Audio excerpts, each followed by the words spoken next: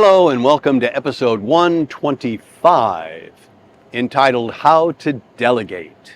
If you're a leader of a team or a leader of a company, it's very important to learn how to delegate. You cannot do the job alone. My name is Vierheller, and I'll be your host for what we call the Substance of Living podcast. Today, we'll look at what we call life's lessons. And I hope this will provide you with some insight, maybe even some inspiration to life's challenges.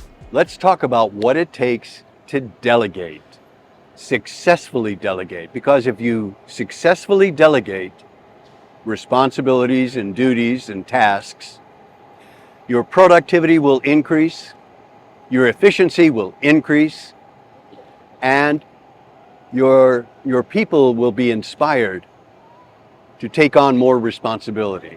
It has to be a very positive experience for your staff. So how do you go about that? Well, the first thing and the most important thing for any leader is know your people. I do executive coaching, and one of the first things I do is I want to get to know this executive. And there's four things: knowledge, what you've learned; skills, what you've learned to do; abilities, what you've learned to do well; and interests, what are your passions, what are your loves, what drives you, what motivates you. So I ask the executive who I'm coaching, who I first met, I'll say, all right, I want you to write out in extreme detail, what have you learned?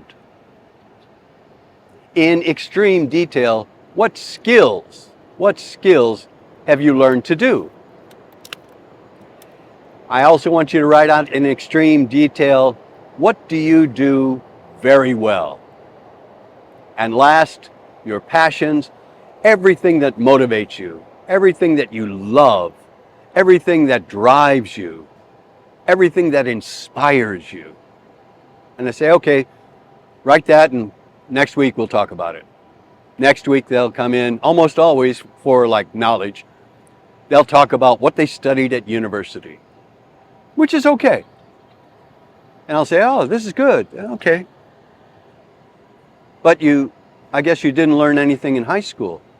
And usually the response is, I didn't think about that. And then you learned nothing in junior high or elementary school. You learned nothing before school. You learn nothing from the jobs that you worked. You learn nothing from the people that you've been around, your parents or your friends. And they, wow, I hadn't thought of that. They say, well, let me redefine this, and I'd like you to do this exercise again. But this time, let's break it into 3 categories. And each category will be chronological, which means before you went to school, kindergarten, elementary school, junior high, high school, university. So from education, that way. From work, your first job, could be a part-time job, but your first job, and all the way up to your present position.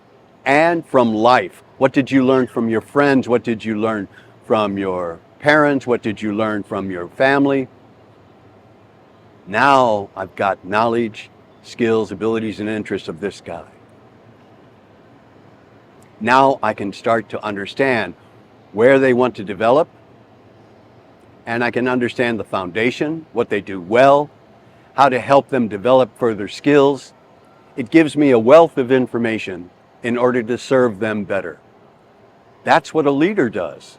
A leader learns each person knowledge, skills, abilities, and interests, because that is going to be your foundation for delegating jobs.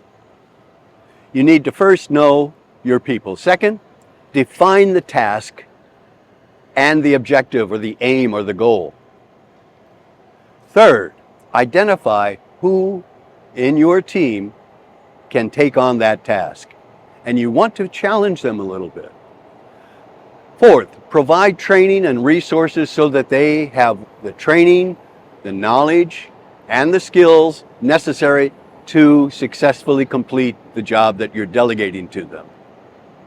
Fifth, set clear boundaries and autonomy, because they're going to make mistakes. You must realize that they're going to make mistakes because you're challenging them to do something they perhaps have never done before or are done on a very limited basis. You want to give them the autonomy to make mistakes because you're going to be communicating with them and mentoring them, helping them.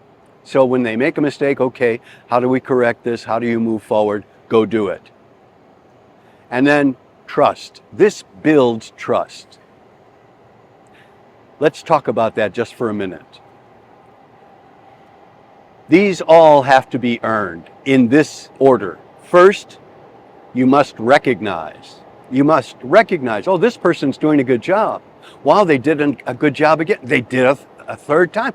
This person, now you're recognizing the person's value. As that goes on, now you're respecting that person more. As you recognize more and more of their quality work, then you respect them more. What comes next? You trust them. Once you have got recognition ongoing, it's nonstop, you're respecting nonstop, you're trusting them nonstop, now you've got loyalty. You're building loyalty with that person. Once you've got recognition, respect, trust, loyalty, now you've got true friendship. And eventually, it leads to love. So, part of delegation is part of the process of eventually establishing a good, very solid, deep relationship with your people. And then recognize the final results, the pros and the cons. And my suggestion is talk about the cons, talk about the difficult things, and what they could do better to improve, and then finish with the good points, because they'll walk out saying, wow, Gary, he really understood what I did and he wants me to do better and he's going to help me improve those weak points I have. That's how to delegate.